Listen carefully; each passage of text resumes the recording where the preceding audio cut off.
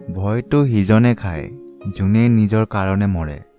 মইতো দেশৰ কাৰণে মৰো আৰু সেইকাৰণে মই কাৰো পৰা ভয় নাখাওঁ। এইষাৰ কথা কৈ ভাৰতৰ সবচে শক্তিশালী মানুহৰ মাজৰ এজন ব্যক্তি, যোনজন ভাৰতৰ সবচে লোকপ্ৰিয় প্ৰধানমন্ত্ৰী হয়, শ্ৰী নৰেন্দ্ৰ দামোদৰ দাস মোদী, যাক আমাৰ দেশৰ ৰাজনীতিৰ কাৰণে আপুনি বেয়া পায় নে ভাল পায়, কিন্তু তেওঁৱে কৰা কামবোৰক নেদেখা ভাও দিব নোৱাৰে। ফ্ৰেণ্ডছ, ক'ব গ'লে নৰেন্দ্ৰ মোদীজীৰ লাইফটো বহুত সাধাৰণ ৰূপে ষ্টাৰ্ট হৈছিল, কিন্তু নিজৰ কঠিন পৰিশ্ৰমে দেশৰ বাবে মৰম হোৱাৰ বাবে আজি তেওঁ ইমান ডাঙৰ এটা পদ পাব সক্ষম হৈছে, যোনটোৰ কথা কোনো ভাবিব পৰা নাছিল। তেওঁ বহুতে দুখীয়া ঘৰত জন্ম হৈছিল।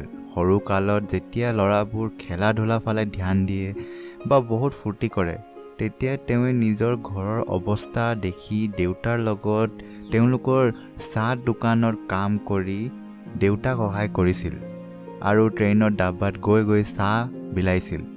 কিন্তু ফ্ৰেণ্ডছ, যদি আপোনাৰ মনত দেশৰ কাৰণে কিবা কৰিম বুলি এটা ইচ্ছা থাকে ন, তেতিয়া যিমানো ডাঙৰ কাম বা কঠিন কাম কিয় না হওক, বহুত ইজি হৈ যায়। চ' বলক আমি মোদীজীৰ চাই বেচাৰ পৰা প্ৰধানমন্ত্ৰী বনাৰ জাৰ্নিটো একদম ব্ৰিফলি জানো। চ' গাইজ, মই হয় বিকাশ আৰু এই ভিডিঅ'ত আপুনি জানিব আমাৰ দেশৰ প্ৰধানমন্ত্ৰীৰ লাইফৰ কথা। চ' লেটছ এক্সপ্ল'ৰ।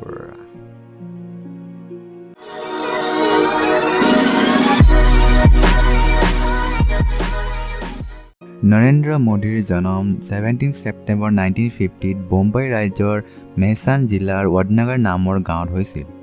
ফ্ৰেণ্ডছ, মই কৈ দিওঁ যে বোম্বাই ৰাজ্য প্ৰথমে ভাৰতৰ এটা ৰাজ্যই আছিল, যাক 1 মে 1960 বেলেগ বেলেগ কৰি গুজৰাট আৰু মহাৰাষ্ট্ৰ বনাই দিলে।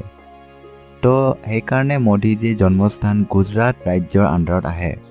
নৰেন্দ্ৰ মোদীৰ দেউতাৰ নাম দামোদৰ দাস মূলচন্দ মোদী আছিল আৰু মাৰ নাম হীৰাবেন মোদী আছিল। জন্মৰ সময়ত তেওঁৰ পৰিয়াল বহুত দুখীয়া আছিল আৰু তেওঁলোক এটা সৰু কেঁচা ঘৰত থাকিছিল। নৰেন্দ্ৰ মোদী নিজৰ মা দেউতাৰ 6জন সন্তানৰ ভিতৰত 3 নম্বৰজন হয়। মোদীজীৰ দেউতাই ৰেল ষ্টেচনত এটা সৰু চাহ দোকান চলাইছিলে, য'ত মোদীজীও তেওঁৰ সহায় কৰিছিলে আৰু ট্ৰেইনৰ ডাব্বাত গৈ গৈ চাহ দিছিলে। কিন্তু এনেকুৱা কথা নহয় যে তেওঁ চাহ দোকানত থাকি পঢ়া শুনা এৰি দিছিল। তেওঁ নিজৰ পঢ়া শুনাও বহুত ধুনীয়াকৈ চম্ভালিছিলে। নৰেন্দ্ৰ মোদীৰ টিচাৰে কয় যে তেওঁ পঢ়া শুনাততো এজন এভাৰেজ ষ্টুডেণ্ট আছিল, কিন্তু তেওঁ নাটকত বা তৰ্ক প্ৰতিযোগিতাত বহুত ভাগ লৈছিল আৰু তেওঁ খেলা ধূলাতো বহুত ভাল আছিল। তেওঁৱে নিজৰ পঢ়া শুনাটো ৱডনগৰ পৰাই কমপ্লিট কৰিছিল। কেৱল 13 বছৰ বয়সত তেওঁৰ বিয়া ঠিক হৈছিল যশোদাবেন চমনলালৰ লগত আৰু 17 বছৰ বয়সত তেওঁৰ বিয়া হৈছিল।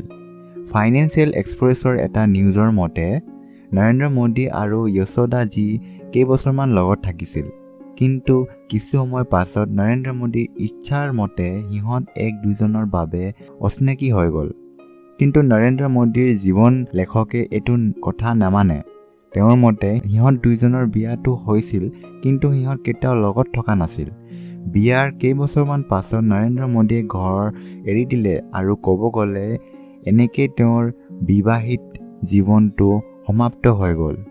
নৰেন্দ্ৰ মোদীৰ মতে এজন বিয়া পতা মানুহৰ বদলি এজন অবিবাহিত মানুহে দেশৰ দুৰ্নীতিৰ বাবে বেছিকৈ আগবাঢ়িব পাৰে, ফাইট কৰিব পাৰে, কাৰণ তেওঁক নিজৰ ৱাইফ, নিজৰ ল'ৰা ছোৱালী কাৰো চিন্তা নাথাকিব।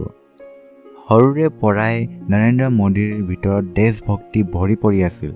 1962ত যেতিয়া ভাৰত চীন যুদ্ধ হৈছিল, তেতিয়া নৰেন্দ্ৰ মোদীয়ে ট্ৰেইনৰ ডাব্বাত থকা সৈনিকৰ বাবে খানা আৰু চাহ লৈ গৈছিল আৰু 1965তো যেতিয়া ভাৰত পাক যুদ্ধ হৈছিল, তেতিয়াও নৰেন্দ্ৰ মোদীয়ে সৈনিকৰ বাবে বহুত সেৱা কৰিছিল। 1971ত তেওঁ RSSৰ প্ৰচাৰক বনি গ'ল আৰু তেওঁৱে নিজৰ সকলো সময় RSSক দিব ধৰিলে। তেওঁৱে তাত ৰাতিপুৱা 5টা বজাত উঠিয়ে যায় আৰু দেৰ ৰাতিলৈকে কাম কৰে। প্ৰচাৰক হোৱাৰ কাৰণে মোদীজীয়ে গুজৰাটৰ বেলেগ বেলেগ জেগাত গৈ মানুহৰ সমস্যাবোৰ বহুত ভালকৈ জানিলে আৰু তাৰ পাছত ভাৰতীয় জনতা পাৰ্টিৰ আধাৰ ভাল কৰিবলৈ মেজৰ কণ্ট্ৰিবিউট কৰিলে। 1975 মাজতে ৰাজনীতিৰ মাজত তৰ্কৰ বাবে সেই টাইমৰ প্ৰধানমন্ত্ৰী ইন্দিৰা গান্ধীয়ে বহুত ৰাজ্যক আপাতকালীন ঘোষণা কৰি দিছিল আৰু তেতিয়া RSS নিচিনা এটা সংস্থাটো প্ৰতিবন্ধ লগাই দিছিলে। তেতিয়া মোদীজীয়ে মনে মনে দেশ সেৱা কৰি আছিল আৰু চৰকাৰৰ ওপৰত বিৰোধ কৰিছিল। সেই সময়ত নৰেন্দ্ৰ মোদীয়ে এটা কিতাপো লিখিছিল যাৰ নাম সংঘৰ্ষ মা গুজৰাট আছিল। এই কিতাপত তেওঁৱে গুজৰাটৰ ৰাজনীতিৰ বিষয়ে কৈছিল। তেওঁ RSSৰ প্ৰচাৰক থকা সময়ত 1980ত গুজৰাট ইউনিভাৰ্চিটিৰ পৰা ৰাজনীতি বিজ্ঞানত PG ডিগ্ৰী লাভ কৰিছিল। RSSত ইমান ধুনীয়া কাম কৰাৰ বাবে তেওঁক ভাবজাত নিয়োগ কৰা হৈছিল, য'ত তেওঁৱে 1990ত আদৱানীৰ অযোধ্যা ৰাথ যাত্ৰা বহুত ভালকৈ আয়োজন কৰিছিল, যাৰ কাৰণে ভাবজাৰ ছিনিয়ৰ লিডাৰ্ছবোৰ বহুত প্ৰভাৱিত হ'ল। আৰু আগৰো তেওঁৰ বহুত অদ্ভুত কামৰ বাবে ভাবজাত তেওঁৰ নাম আৰু ডাঙৰ হৈ গ'ল। অৱশেষত মোদীৰ কঠিন কামৰ ফল তেওঁৱে পালে আৰু 1995ত হোৱা গুজৰাট বিধানসভাত তেওঁৰ পাৰ্টি জিকিবলৈ সক্ষম হ'ল আৰু নিজৰ এটা চৰকাৰ বনাই ল'লে। কিন্তু মোদীৰ লগত তৰ্ক হোৱাৰ বাবে শংকৰ সিং ভাগেলাই পাৰ্টিৰ পৰা ৰিজাইন দি দিলে। তাৰ পাছত কেশুভাই পাটেলক গুজৰাটৰ মুখ্যমন্ত্ৰী বনাই দিয়া হ'ল আৰু নৰেন্দ্ৰ মোদীক দিল্লীত মাতি ভাজপাৰ সংগঠনৰ বাবে কেন্দ্ৰীয় মন্ত্ৰীৰ ৰেছপন্সিবিলিটি দিয়া হ'ল। মোদীজীয়ে এই ৰেছপন্সিবিলিটিকো বহুত ভালকৈ পূৰা কৰিলে। 2001ত কেশুভাই পাটেলৰ স্বাস্থ্য বেয়া হ'ব ধৰিলে আৰু ভাজপা চুনাৱত বহুত চিটো হাৰিছিলে। তাৰ পাছত ভাৰতীয় জনতা পাৰ্টীয়ে অক্টোবৰ 2001ত কেশুভাই পাটেলৰ বদলি নৰেন্দ্ৰ মোদীক গুজৰাটৰ প্ৰেছিডেণ্টৰ কাৰণে চুজ কৰিলে। নৰেন্দ্ৰ মোদী নিজৰ মুখ্যমন্ত্ৰীৰ বনাৰ কামটো 7 জুলাই 2001ৰ পৰা ষ্টাৰ্ট কৰিছিলে। তাৰ পাছত নৰেন্দ্ৰ মোদীয়ে ৰাজকোট বিধানসভাত খেলিছিল, য'ত তেওঁৱে কংগ্ৰেছ পাৰ্টীৰ অশ্বিন মেহতাক বহুত ভোটৰ পৰা হৰুৱালে। মুখ্যমন্ত্ৰী পদত থাকি মোদীয়ে বহুত ভালকৈ নিজৰ কামটো চম্ভালিলে আৰু গুজৰাটক আকৌ শক্তিশালী বনাই দিলে। তেওঁ গাঁও ভিতৰলৈকে বিজুলী প্ৰদান কৰিলে, টুৰিজিমক আগবঢ়োৱালে। ভাৰতবৰ্ষত প্ৰথমবাৰৰ বাবে যিকোনো এটা ৰাজ্যৰ সকলো নদীবোৰ একলগ কৰা হৈছিল, যাৰ কাৰণে পুৰা ৰাজ্যত পানীৰ প্ৰব্লেম ছল্ভ হৈ গ'ল। এছিয়াৰ চবচে ডাঙৰ ছলাৰ পাৰ্নাৰ নিৰ্মাণো গুজৰাটত হৈছিল আৰু ইয়াৰ বদলিও তেওঁ বহুত অদ্ভুত কাম কৰিলে আৰু চাওঁতে গুজৰাটক ভাৰতৰ চবচে বেষ্ট ৰাজ্য বনাই দিলে আৰু তেওঁ নিজে গুজৰাটৰ চবচে লোকপ্ৰিয় মন্ত্ৰী বনিলে। কিন্তু তেতিয়াই মাৰ্চ 2002ত গুজৰাটৰ গোধাৰা কাণ্ডত নৰেন্দ্ৰ মোদীৰ নাম জোৰাই দিয়া হ'ল।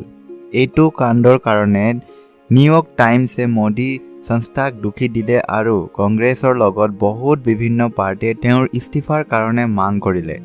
ফ্ৰেণ্ডছ, গোধাৰা কাণ্ডত 27 ফেব্ৰুৱাৰী 2002ত গুজৰাটৰ গোধৰা নামৰ চহৰত ৰেলৱে ষ্টেচনৰ স্বাৰামতি ট্ৰেইনৰ S6 কোঠাত জুই লগাৰ পাছত 59জন মানুহৰ মৃত্যু হৈছিল, যাৰ পাছৰ পৰা গুজৰাট ৰাজ্যৰ কাজিয়া প্ৰচাৰ হ'ব ষ্টাৰ্ট হৈছিল। আৰু তাৰ পাছত 29 ফেব্ৰুৱাৰী 2002ত গুজৰাটৰ বহুত ঠাইত কাজিয়া আৰু বেছি বাঢ়ি গ'ল, য'ত 1200তকৈও বেছি মানুহৰ মৃত্যু হ'ল। তাৰ পাছত এইটো ঘটনাৰ পৰীক্ষা কৰিবলৈ হাইকোৰ্টে এটা বিশেষ সংগঠন বনালে আৰু তাৰ পাছত ডিচেম্বৰ 2010ত সেই সংগঠনৰ ৰিপৰ্টৰ মতে কোৱা হ'ল যে এই যিমানবোৰ কাজিয়া প্ৰচাৰ হৈছিল এইবোৰত নৰেন্দ্ৰ মোদীৰ বিষয়ে একো সবুত নাছিল। নৰেন্দ্ৰ মোদীয়ে গুজৰাটত এনেকুৱা হিন্দু মন্দিৰকো গিৰাবলৈ অলপমানো নেভাবিলে, যোনবোৰ চৰকাৰৰ বিনা আদেশত বনোৱা হৈছিল।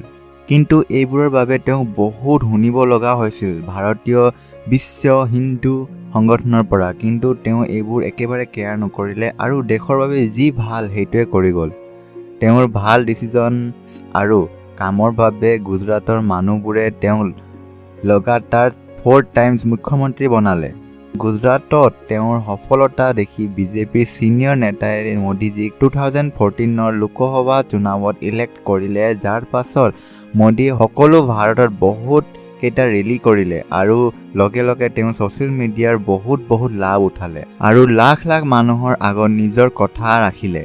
মোদীৰ ইমান সাহস আৰু দেশৰ বাবে প্ৰেম দেখি, তেওঁৰ কামবোৰ দেখি, তেওঁৰ বিশ্বাসী ভাষণবোৰৰ কাৰণে তেওঁৱে বহুত ভোট পালে আৰু তেওঁ ভাৰতৰ 15 নম্বৰৰ প্ৰধানমন্ত্ৰী বনি গ'ল। ফ্ৰেণ্ডছ, নৰেন্দ্ৰ মোদী এজন বহুত মেহনত কৰা ব্যক্তি হয়। তেওঁ 18 ঘণ্টা কাম কৰে আৰু কেইটামান ঘণ্টাহে শুৱে। ফ্ৰেণ্ডছ, মোদীজীয়ে কয় যে কি বেছি কষ্টই কেতিয়াও ভাগৰ নানে, সিটো বছ এটা সন্তুষ্টি আনে। নৰেন্দ্ৰ মোদী এজন পিয়'ৰ ভেজিটেৰিয়ান হয় আৰু তেওঁৱে ব্ৰতও ৰাখে। তেওঁৱে নিজৰ স্বাস্থ্যৰ বহুত কেয়াৰ কৰে আৰু তেওঁ য'তেও কিয় নাথাকক সদায় য়োগা কৰে। মোদীজীয়ে নিজৰ মাক बहुत मरम करे।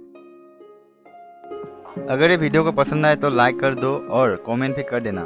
एंड प्लीज़ यार सब्सक्राइब तो ज़रूर कर दो इस बटन पर क्लिक करके, क्योंकि मैं ऐसे ही इंटरेस्टिंग कंटेंट लाता रहूँगा। See you in the next video. Till then